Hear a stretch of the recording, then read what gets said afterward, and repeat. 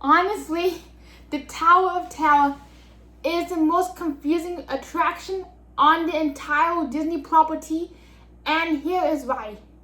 For starters, let's talk about the structure itself when it comes to the layout.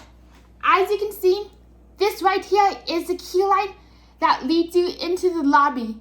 And beyond the lobby is the dimension of the two library pre-show rooms, then that will lead you into the boiler room.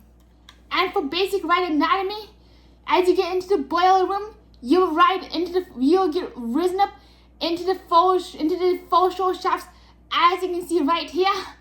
And upon doing so, you get to see the hallway, then the fifth dimension. Upon going through the fifth dimension, you actually get into the drop shaft, which technically symbolizes the fifth dimension, and the Tip Top Club, which is allegedly seated at the 13th floor. So you may think, fine and dandy, that's just how the basic ride is. But yet, when you start diving into the nitty-gritty details, that is when things take a fifth dimensional, rather confusing tone. And I also apologize if I'm not able to speak as clearly as I like. I do have apraxia of speech, which makes some of my words come out very mumble-jumbled, and I sometimes have a hard time holding a solid thought. So let's dive back into the attraction. So let's break things down. As you can see, this is the lobby, and technically, as you enter into the lobby, there are two broken service elevators facing the west wing of the tower. That's basically the broken elevators are located right there. But you know what? Technically, even though the right story, the 5 passengers took the now broken elevators all the way up to the Tip Top Club. So tell me now, how did these broken elevators in the lobby get from there to there? How? This makes no geometrical sense. And what you're telling me is the broken elevators in here, and if you were to actually ride the broken elevators, the elevators would only go one floor, and you would technically end up on the terrace floor thingy. Not sure what to call it, but I call it the lattice garden. That's where you can sip some wine and dine. But other than that, that's where the elevators end up. So tell me how did the 5 missing guests end up from here to here, then through the fifth dimension to here? Explain that logic to me. And even if this was a functioning hotel, do not get me started on this part itself. So technically, if you're watching the pre-show, you will see that the hotel had an east wing and a west wing. Don't quote me on my geography. I barely passed middle school geography, and I kind of did okay, but I kind of faltered like a broken tectonic plate on the geometry and geography section of the SAT. If it had a geography section, don't quote me on that. It's been years. So technically the hotel had two fully completed wings, like two fully completed structures right here and there.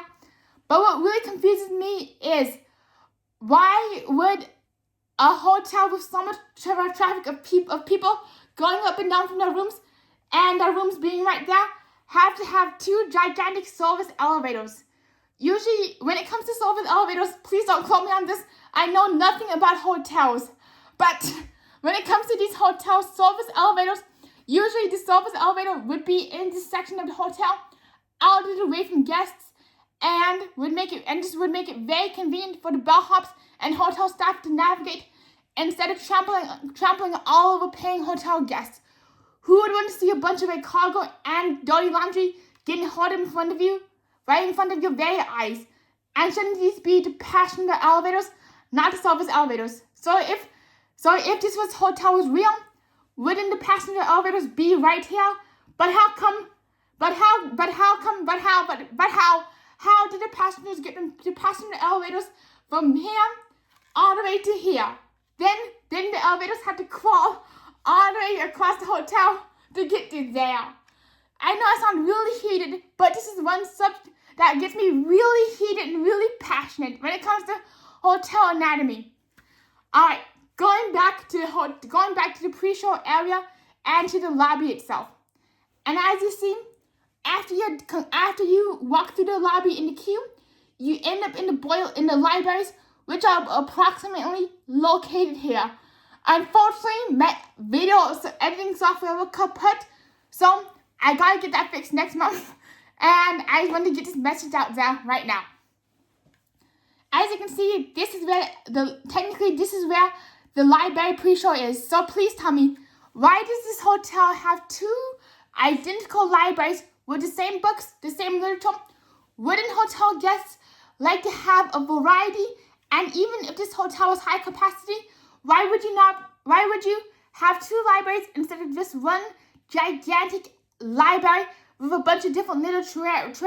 And as you can see in the lobby, if you look very carefully, there are guests from all over the world, so like even from France, Paris, and even Spain and the Bahamas, allegedly.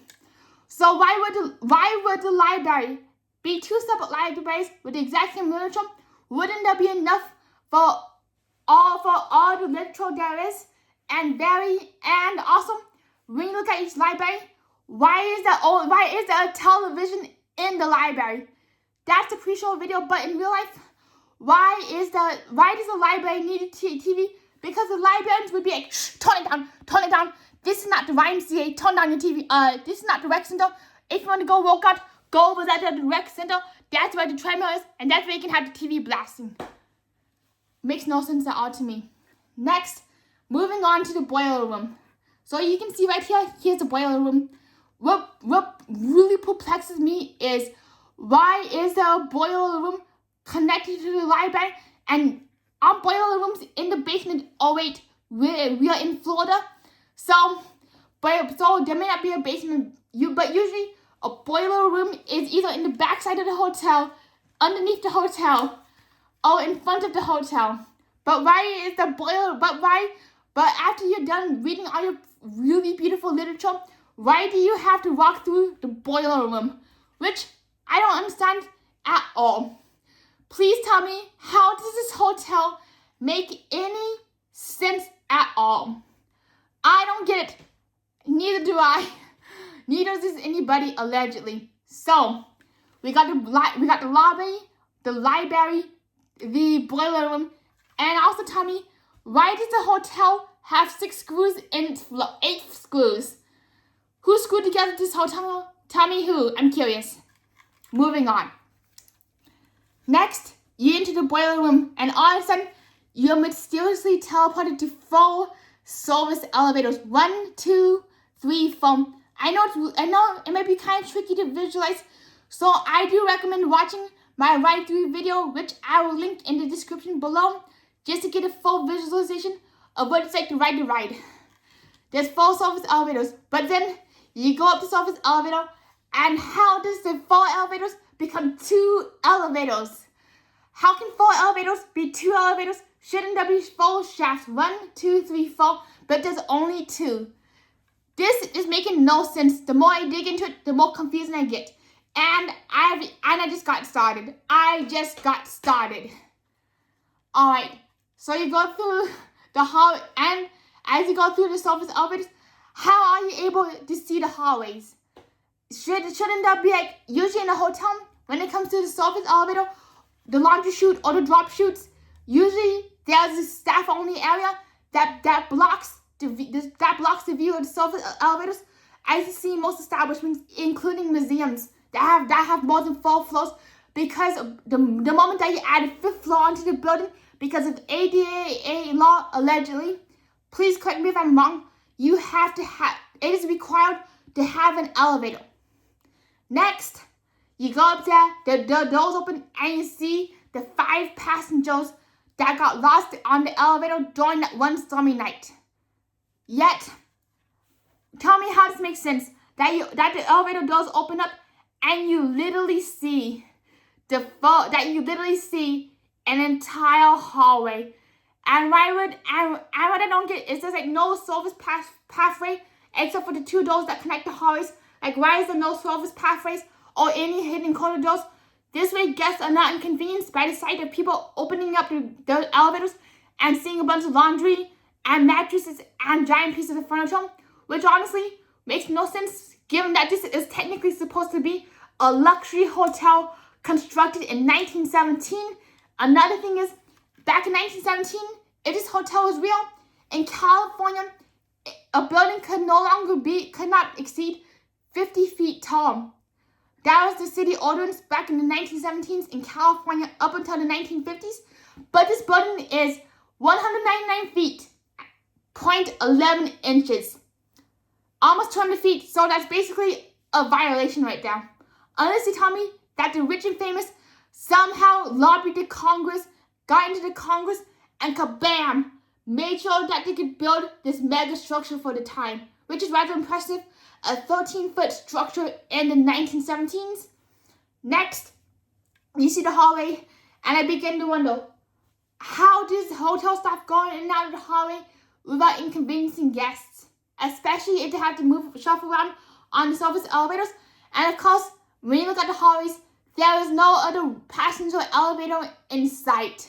So I'm like, so does the passengers have to go all the way to the boiler room, get onto the surface elevators to get to their room? Moving on. I know this is getting pretty long-winded, but thank you everybody for your patience. So, you see this. You see this. 1, 2 windows. And in real life, when you look at the towel, this has to be no thicker than 12 feet, just because this is the drop shaft. And see this little oval right there. Why is it a little oval, which I call a Cindy beam? Which I call a Cindy. Not sure why I'm laughing so hard, but I call this a Cindy beam. It reminds me of a snake eye. And this thing is starting to, and this thing, oh my gosh. And this thing is starting to look more like a snake and a reptile. The more I talk about it, see the eye there, and see how it bends. It looks like a God-knows snake that I used to catch in my daycare provider's backyard.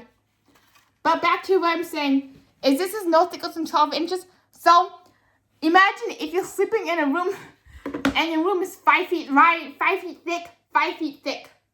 Don't forget about the insulation or the walls. How can you sleep in a room that is as thick as 5 feet? And when you look, and each floor is technically 10 feet so thick, a 5 foot by 10 foot. And when you count the rooms, 1, 2, oh, sorry everybody, 1, 2, 3, 4, 5, 6. So you get 6 rooms across and 13 rooms high. But if you're very unlucky and you get a room below the 1, 2, 3, 4, 5, 6, 6th floor, you don't get a window at all. These look like show facade windows, but you don't even get a window. Look, no windows. No, unless you're on this side of the hotel, you get 1 window. But if you're inside of the hotel, you get 0 windows unless you're 6 foot floors or higher. It kind of reminds me, I lost my monorail thought. But going on, who would want to pay VIP luxury prices for a hotel that has no windows? 1 window, 2 windows, 2 windows. And if you look back here, you basically staring at the hotel's tushy. I can't say a certain term because YouTube. But look, if you know, you know. So basically, if you're at this lower level window, basically all you see is this part of the hotel. So imagine thinking you're booking yourself a very luxury VIP hotel, and all you see is this, a cement wall, not even of the parking lot. You don't even get the luxury of a parking lot, but all you get is the luxury of this. I'm talking about this. So, how can a hotel accommodate hundreds and hundreds of guests as advertised on the alleged brochure where the stars come to play? 1, 2, 3. I don't get it. Like, then your rooms are very narrow because, look, surface elevator shaft, emergency evacuation, surface elevators. And if you get in the middle of the hotel, guess what? No view either, not even from the behind of the hotel. All you get is, so imagine going on a cruise ship, paying VIP balcony prices, but you get, instead of a balcony, you get an interior cabin. That's what it's like staying at this hotel. So let's get me started on this Tip Top Club. So you go up on the Tip Top Club, and this is the entire Tip Top Club. It's only 5 feet wide. It's kind of hard to explain, but I'm 5'7", so basically it'd be from my shoulder to my foot. So you only get 5 feet of dance space, but you get. I forgot how wide this hotel was, but this hotel is allegedly, I believe, like at least 100 feet wide.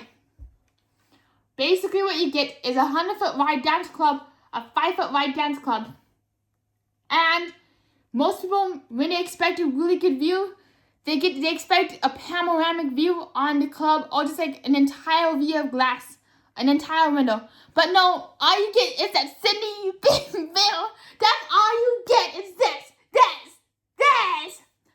Who would want to pay for that? Not me. This. That's all you get. And this is all you get. You get nothing else. Nothing. Not even a golden ticket. Then, if you're lucky, you get rooftop access. You can go to the teeny tiny cupola. Baby cupola, do-do-do-do. Baby cupola, do-do-do-do. And you get a nice little view on the cupola. Very perfect for a romantic evening. But that's all I got to say about this hotel.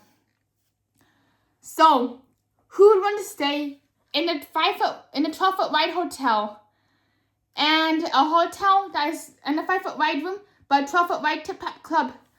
Who would want to stay in here? Well, honestly, this structure itself makes absolutely no logical sense. But you know what's funny? It gets weirder. You see, this is the lobby entrance, and this is where you see the chimney. But what's really weird is the chimney spout is right there. So the only way for this chimney to logically work is for the chimney pipe to go whoop, upwards, outwards, and then upwards again like a zigzag. That is what continues to perplex me, because usually a chimney, the smoke goes straight up. Not to the garden, not all the way, not to the real hotel. And this hotel has 1, 2, 3 chimneys. But if you look in here, technically this is an empty space. Why would the hotel have a chimney for a wall that is only 3 inches thick? So please explain to me, how does this hotel even logically work or function? Oh, one last thing before I go is the sign. How come the sign covers up half? So if the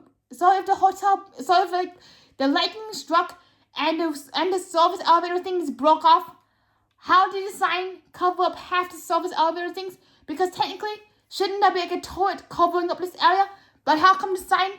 But if you were to build the turrets, or the place, or what got destroyed by lightning, it would cover up the sign. So all you see is the word Woody Woodpecker. Sorry, Woody Woodpecker. That's all you get is the sign wood. So who here wants to stay at the Wood Hotel? Raise your hands if you wish to stay at the Wood Hotel, or leave a comment. If you were to stay at the Wood Hotel, what kind of dining experience or amenities would you expect? That could probably be a next video based off your comments. So thank you so much, everybody, for watching, and we'll see you in the next video. I hope you all have a wonderful day. See you around, everybody. Woo!